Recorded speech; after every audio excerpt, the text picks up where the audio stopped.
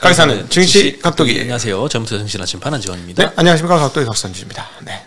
오늘 머리를 아주 짧게. 뭐 축구 선수 된 줄 알았어요? 네. 안 좋은 일 있었어요. 돌격 앞으로 수준으로 잘랐는데. 뭐 졸다가 잘려진 그건 거예요? 아니고 그냥 너무 머리가 길다 보니까 약간 관리하기 힘들어가지고 그냥 얼굴이 너무 저에 비해서 너무 작아 보이는 거 아닙니까? 얼굴이 작진 않은데 옆으로 이렇게 확 줄여가지고 말이야. 이번에 저기 윤 대통령하고 저커버하고 찍은 사진 봐주셨어요? 키는 비슷하거든요. 얼굴은 엄청나게 사이즈가 크게 차이 나는 거예요. 왜 그런가? 아무리 봐도 우리는 누워서 자잖아. 얘는 옆으로 자는 것 같더라고. 그래서 앞뒤로 보면 분명히 길 거야. 저커버가. 이 정면에서 보면 참 작은 거지. 아, 그렇죠. 서양 사람들 보통 그렇죠. 그래서 우리 헬멧 쓰면 뒤가 이만큼 남아요. 서양 기준으로 만들어진 헬멧을 쓰면. 네. 네, 오늘 코스피는 0.2% 상승, 코스닥이 0.8% 하락했습니다. 오늘은 체감상 떨어진 게 훨씬 더 많았던 것 같아요. 그렇죠. 난 그리고 지금 수출 실적 분석이 나오기 시작하거든요. 굉장히 놀라운 거는 이제 낸드도 굉장히 큰 폭으로 증가를 하고 있고 모든 게 다 증가하고 있어요. 저기 반도체 쪽이 게다가 물량만 아니고 가격도 증가하고 있어요. 근데 비리비리한 거 보고 좀 이거 우리만 먼저 알아서 그런가? 왜 시장이 모르지? 하는 생각이 좀 들어서 좀 신기했던 하루였습니다. 오늘. 제 생각에는 시장이 지금 뭐 AI 2차전지 저 PBR 빼고는 관심이 없다. 그래서 다른 쪽으로 눈길을 안 주는 것 같아요. 네. 잘 호재가 나와도 잘 반영이 안 되고 뭐 리포트 나오면 조금 반영을 해주고 네. 그것도 이제 잠깐 아침에 올랐다가 오후에 빠져버리고 뭐 이런 흐름들이 너무 많이 나와서 뭐 참 쏠림이 정말 심한 것 같습니다. 네네. 미국 시장 반도체 올라간 거에 비하면 진짜 참 별로 재미가 없긴 해요. 그렇죠? 네. 뭐 AI나 이제 엔비디아 이런 거는 살짝만 묻어도 종목 막 날아가잖아요. 오늘 두산도 막 17% 올라가더라고요. 왜 올라가나 봤더니 엔비디아 묻어가지고 좀 날아가는 것 같은데 그렇지 않고서는 그냥 외국인들이 안 사주면 못 가. 그냥 사실은 외국인이 사주려면 글로벌 스탠다드가 만들어줘야 된다. 무엇보다도. 글로벌 스탠다드라는 거는 내가 돈 넣어서 내가 돈을 벌 수 있거나 깨지거나 하여튼 룰대로 하고 벌면 가져갈 수 있고 뭐 이런 거 있잖아요. 그 다음에 이제 정당한 대우를 받고 주주로서 이런 걸 원하거든 걔들은. 근데 지금 한국에 그게 안 되니까 참 외국인들이 잘 안 사는 거고 그러니까 못 가는 거예요. 네. 그래도 조금씩 나아지고는 있는데 아직 갈 길은 먼 것 같습니다. 네. 오늘 보험, 금융, 철강 이쪽이 좀 강했습니다. 철강은 뭐 2차전지 관련주들인 것 같고 보험이랑 금융은 뭐 저 PBR 주들이 좀 올랐던 것 같습니다. 금융에선 특히 이제 두산이 17% 올랐는데 두산은 이제 거밍치가 이런 얘기를 했어요. 엔비디아 향으로 CCL을 두산이 납품을 하거든요. CCL은 이제 동박 적층판이라는 뭐 AI 가속기 필수 소재라고 하는데 그거를 점유율을 한 20에서 25%는 두산이 납품을 할 거다. 지금 한 3군데 정도가 납품을 하는데 그 중에 하나가 두산이거든요. 뭐 CCL 같은 경우에는 이제 PCB 소재로 쓰이고 뭐 동박층, 레진, 보강기재 이런 게 결합된 절연층으로 구성이 되는데 두산이 뭐 요거 레진 배합비를 잘 해야지 성능이 좋은데 요 관련돼서 강점을 갖고 있나 봐요. 작년 7월 31일 날 단독 보도가 나왔어요. 이 두산이 CCL을 엔비디아에 납품을 추진한다. 그래서 그때 한 20% 이상 상승을 했거든요. 오늘 근데 또 이제 거밍치가 관련된 언급을 하면서 또 한 17% 정도 급등을 했습니다. 오늘은 뭐 한미반도체, 이오테크닉스 뭐 전반적으로 HBM주들도 조금 조정받는 장이었어요. 하이닉스도 마이너스였다가 플러스 1%로 끝나긴 했지만 대부분 좀 이때까지 인기 많았던 반도체 쪽은 조금 조정을 받는 상황이었는데 이런 두산은 또 새로 묻어가지고 밑에서 쫙 올라갔습니다. 그냥 엔비디아 올라가는 거 보면 하이닉스가 계속 올라가도 상관없는지 신기해. 나는 신기해 하여튼. 대장이 강하네요. 뭐 하이닉스 같은 건 꺾이지 않고 꾸준한 것 같습니다. 그리고 이제 의료 정밀에서도 뭐 덴티움, SD 바이오센서, KC텍이 좀 하락해서 오늘 업종 하락 1등은 했고요. 전기가스도 뭐 소포, 한국전력, 가스공사가 1% 내외로 하락했습니다. 음식료에서는 뭐 그냥 골고루 떨어진 것 같아요. 뭐 오뚜기, 오리온, 제일제당, 빙그레, 농심 다 2% 내외로 하락을 했고요. 건설도 대부분 1, 2% 하락하면서 마무리했습니다. 특별히 뭐 떨어졌 뭐 눈에 띄게 떨어지고 뭐 이런 것들은 없었던 것 같고 전반적으로 좀 하락한 종목들은 좀 많았던 것 같습니다. 보도 중에 또 이런 보도도 있었어요. 증시 대기 자금이 126조가 있는데 좀 갈 곳을 잃었다.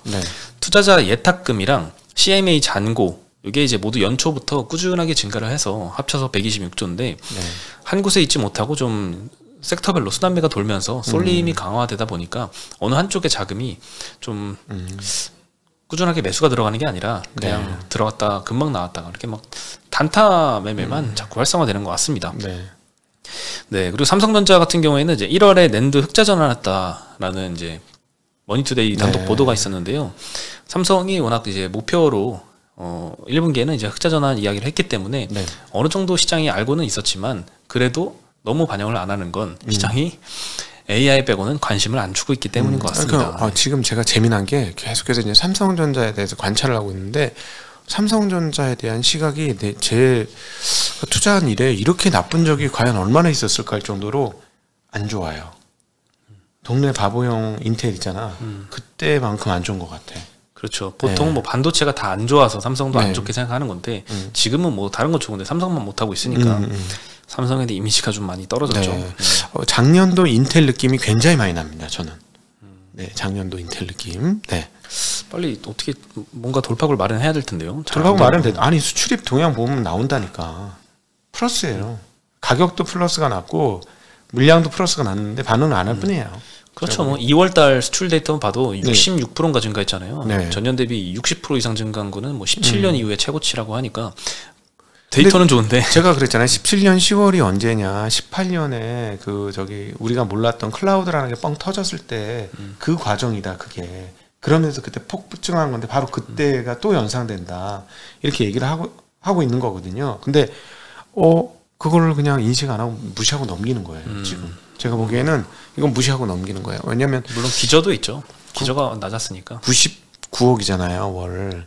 제 기억으로는 1,200원인가 1,300원인가 요 어디 부근쯤이 1년에 반도 최고 많이 팔았을 때인가 그래요. 제 기억 생각보다 그러네 막 이랬던 기억이 나. 그 읽으면서 그랬는데 지금 99억이잖아. 근데 이게 올라가기 시작한 99억이잖아. 그러면은 월 뭐 한 110, 120 한다고 치면 연간 베이스로 역사적으로 많이 했던 때 비슷하게 또 한다는 거예요. 현재 추세면. 근데 그거가 왜 안 보이지? 그게 신기하고 있습니다. 네. 사실 뭐 HBM 조금 못하고 있는데 네. 본업 이 D램 낸드만 흑자 전환 확실하게 해줘서 다시 네. 분기 막 조단위 이익이 나오면 HBM 못한 게 이제 실적으로 덮어버릴 수도 있거든요. 네. 빨리 이제 그런 상황이 와야 되는데 네. 뭐 또 모르죠. 당장 뭐 다음 주부터 바로 시장이 또 반영해줘서 일반 D램들 다 올라갈지. 현재 분위기는 거야. 실적 아무리 내봐라 씨 낸드 파운드리 못하고 저거 못하면 인정 안 해준다. HBM 못하면은. 누가요? 아니 분위기가 그렇다고. 분위기가 그렇다. 네 앞만 잘해봐라 씨. 이것도 그러니까 너희 미래 없잖아 씨 이러면서 퍼 8배밖에 안 줄 거야. 뭐 이런 분위기인 것 같아. 네. 지금 퍼 8배 받는 반도체가 어디 있나 싶은데. 네. 아니 이런 분위기면 가능할 수도 있을 것 같아서 그렇게 드리는 얘기입니다. 네. 네. 그리고 이제 뭐 원익 QNC 같은 경우에는 오늘 한 4% 올랐는데 네. 뭐 리포트가 나왔어요. 이렇게 리포트 오른 종목들은 강합니다. 네. 신한에서 목표가 43,000원으로 상향을 시켰는데 고객사 가동률 상승에 따라서 실적 반등이 전망된다. 과거 사례를 볼 때 사이클 회복 및 설비 투자 확대 구간에서 부품주가 랠리를 보였는데 이번에도 기대가 된다. 아주 네. 그 본업의 성장으로 인한 이제 일반 D램 관련한 공정들도 그럼요. 조금 기대해볼 만한 이슈를 짚어주셨는데 뭐 짚어줬으니까 원익 QNC는 올랐는데 짚어주지 않은 것들은 관심이 없어요. 나머지 안 올랐어. 동진 쌤캔 너무 웃기잖아. HBM 납품한다니까 모르고 가동률 올라간다는데 뭐 물론 그거 어제 많이 올라서 그렇긴 하지만 오늘 떨어지잖아요. 네. 재밌잖아요. 지금 아주 웃겨요. 근데 가동률이 올라가는 건 확실합니다. 제가 현장을 긴밀하게 하시는 분과 통화해서 그거까지는 얘기를 들었어요. 가동률이 올라간다. 네. 느긋하게 기다리면 또 기회가 네. 오겠죠. 네. 오늘 그리고 2차 전지가 많이 올랐는데 특히 삼성 SDI가 제일 많이 올랐습니다. 한 13% 정도 굉장히 많이 급등했어요. 배터리데이 최대 수혜주죠. 네, 뭐 전고체 배터리에 대한 이야기 몇 가지 했는데 요거에 대한 기대감인가? 뭐 특별한 호재가 딱히 요거 말고는 아니요, 없더라고요. 엄청난 호재죠. 왜냐하면 27년도 양산하겠다고 했으니까. 왜냐하면 시험 생산이 아니고 양산이라고 얘기했거든요. 27년도. 그리고 삼성 SDI가 그동안에 했던 태도를 보면 되게 뭐랄까 신중하게 모든 걸 했기 때문에 이건 뭐 진짜 나오나 보다 생각할 수 있습니다. 항상 신중하긴 했죠. 네. 네. 그래서 올해만 해도 이 삼성 SDI가 얼마나 많이 빠졌나 보니까 30% 가까이 빠졌어요. 미끄럼틀이에요. 예, 올해 30% 빠졌으면 정말 많이 빠진 업종에 속하는 건데 오늘은 좀 13%. 작년부터 빠졌잖아. 그렇죠. 그러니까 어마무시하게 빠진 겁니다. 네. 많이 빠졌죠. 네네. 그 밸류에이션 매력이 생기더라고요. 너 깜짝 놀랐어. 2차전지가 밸류에이션 매력이 생긴 게. 영업이익 대비 12배인가 되던데 오늘 오른 걸로 쳐보니까. 네, 얼마 안 비쌉니다. 네. 안 비싼 게 아니고 그냥 평범합니다. 네. 네, 기존에도 뭐 전고체 배터리 일부 뭐 개발했다고 하는 업체들도 있는데 그거는 조금 고체 전해질은 아닌가 봐요. 다른 것들이고 삼성 SDI는 진짜 고체 전해질을 탑재한 올 솔리드 배터리를 개발 중이라고 하고 12월에 시제품 생산을 해서 샘플을 완성차 업체 3곳에 제출을 했다라고 했습니다. 그러니까 작년 12월에 이미 샘플은 제출을 했고 27년도 양산이요.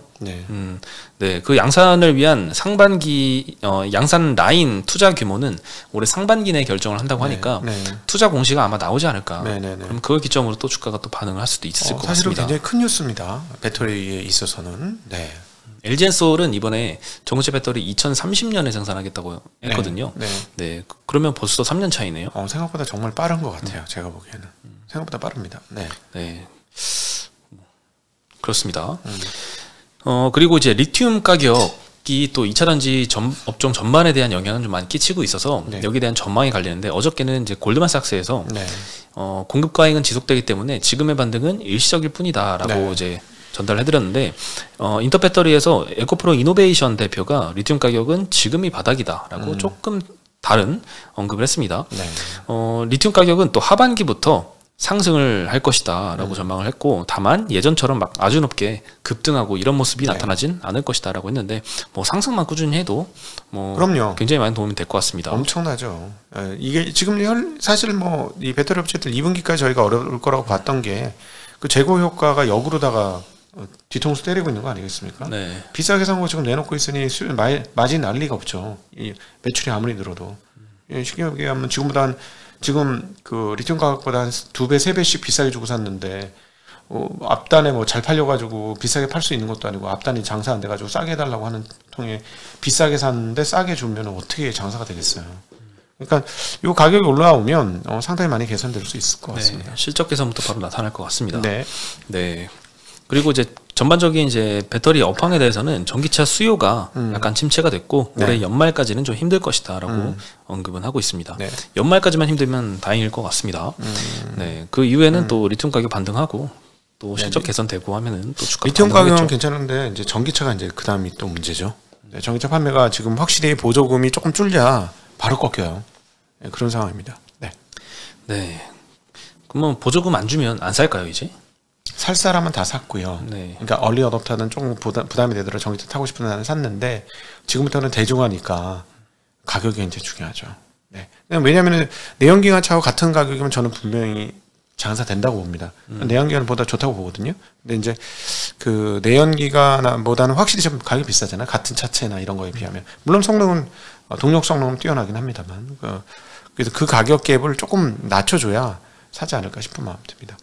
근데 한번 산 사람들은 안 바꿔요. 근데 아직까지 이게 이 생각이 좀 덜 펴진 것 같아.